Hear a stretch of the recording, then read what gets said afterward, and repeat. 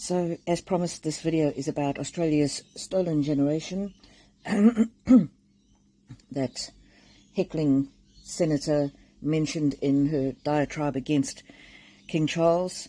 And so the history of it is from 1910 to 1967, the Australian government had an official policy of removing, firstly it was children who were of mixed race from First Nations families, and then it increased to sometimes children who were not of mixed race. So basically these children were removed from their families and brought up in orphanages or church-run orphanages mainly, and that policy changed in 1967 to stop that, although some children were still removed right up until 1970.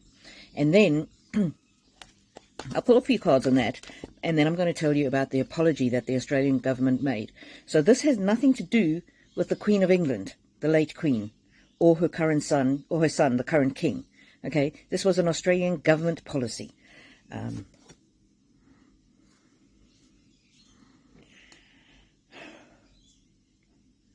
This was the governor's. This is a bit of a phallic symbol, and so there were obviously some sexual liaisons between mainly the British men and the Indigenous women, which is why the children ended up in First Nations families. That could have been as a result of violence, or it could have been some other kind of relationship.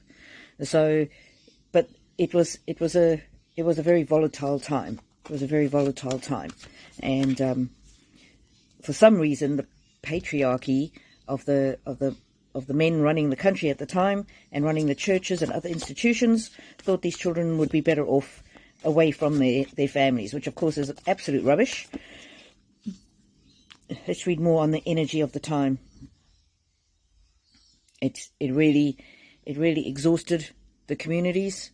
The poor women and the families left behind were absolutely heartbroken and shattered because their beloved family members were forcibly removed. Yeah, and it's a very predatory energy and a sexually predatory energy. So some of these children were definitely as a result of assaults, let's say.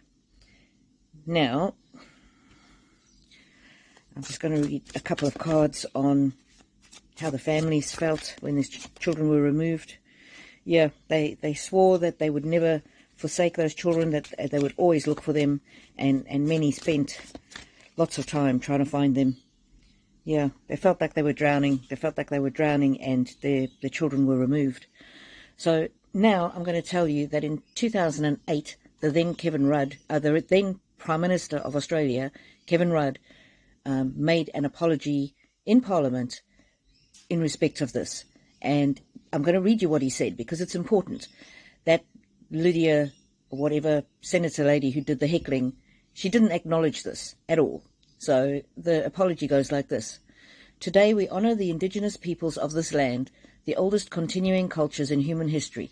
We reflect on their past mistreatment. We reflect in particular on the mistreatment of those who were stolen generations. That's what we call those children who were taken, stolen generations. This blemished chapter in our nation's history. The time has now come for the nation to turn a new page in Australia's history by righting the wrongs of the past, and so moving forward with confidence into the future. So they wanted to right the wrongs of the past. We apologise for the laws and policies of successive parliaments and governments that have inflicted profound grief, suffering and loss on these, our fellow Australians. We apologise especially for the removal of Aboriginal and Torres Strait Islander children from their families, their communities and their country. For the pain, suffering and hurt of these stolen generations, their descendants, and for the families left behind, we say sorry. To the mothers and fathers, the brothers and sisters, for the breaking up of families and communities, we say sorry. and for the indignity and degradation thus inflicted on a proud people and a proud culture, we say sorry. We, the Parliament of Australia, respectfully request that this apology be received in the spirit in which it is offered, as part of the healing of the nation. For the future we take heart, resolving that this new page in history of our great continent can now be written. We today take this first step by acknowledging the past and laying claim to the future that embraces all Australians, a future where this Parliament resolves that the injustices of the past must never, never happen again. In the future, where we harness the determination of all Australians, Indigenous and non-Indigenous, to close the gap that lies between us in life expectancy, educational achievement, and economic opportunity. A future where we embrace the new possibility of new solutions to enduring problems where old approaches have failed. A future based on mutual respect, mutual resolve, and mutual responsibility. A future where all Australians, whatever their origins, are truly equal partners with equal opportunities and an equal stake in shaping the next chapter in the history of this great country, Australia. And that apology was accepted, I think, by everybody in Parliament. I think there were 2 or 3 that didn't show up for Parliament on that day. Don't know why I took those cards away. But so you can see, this heckler talking about the stolen generation, it is something that the Australian government, decades later, acknowledged was absolutely wrong and horrendous, and they said, sorry, sorry, sorry. We say sorry, we say sorry, we say sorry. So they really wanted to wipe the slate clean there and be an inclusive country. So now this heckler lady coming up with talking about the stolen generation and King Charles must return the children or whatever the hell she said, that is not something said out of love. That is not said out of unity, trying to bring unity. This is a grove, which is my card for restoring energy, restoring love, restoring kindness. That woman just wanted to stir things up for her own publicity. She really showed no concern. See, I don't know if she's an inexperienced senator, but she wanted to play the victim card. She wanted to play the victim card and have people feel sorry for her.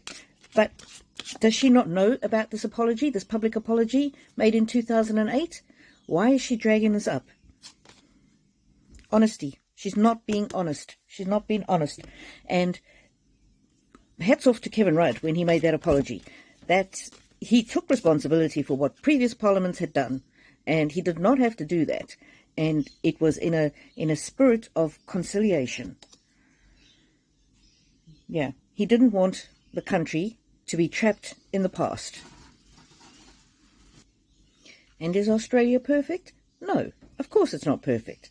But at least you can see that the government, at least that government has tried and really, and it was bipartisan. It wasn't just the government of the day. This was,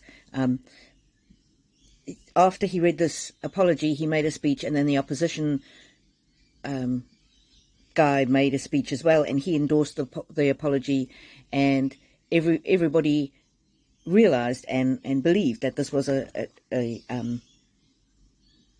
genuine attempt at reconciliation. And so, yeah, times have moved on, and that heckler lady, she just wants to be living in the past. She wants to be living in the past. And I just want to pull a card for the future of our Australian nation. We really can't let people divide us. People trying to stir up the past to cause trouble. I think that's just going to unify us more. That really is. Anyway, let's see. Card for Australia. Open your heart to the enormous growth ahead. How wonderful. What do you think of this lady dragging up something that has already been put to bed? And of course, there's no way that you can take away the hurt and the pain of those people, but acknowledging it was a good step towards it, rather than trying to sweep it under the rug. Angels. Your angels are guiding and protecting you on your spiritual journey. So I'm sending you love and blessings, and I hope that your angels guide and protect you today and every day.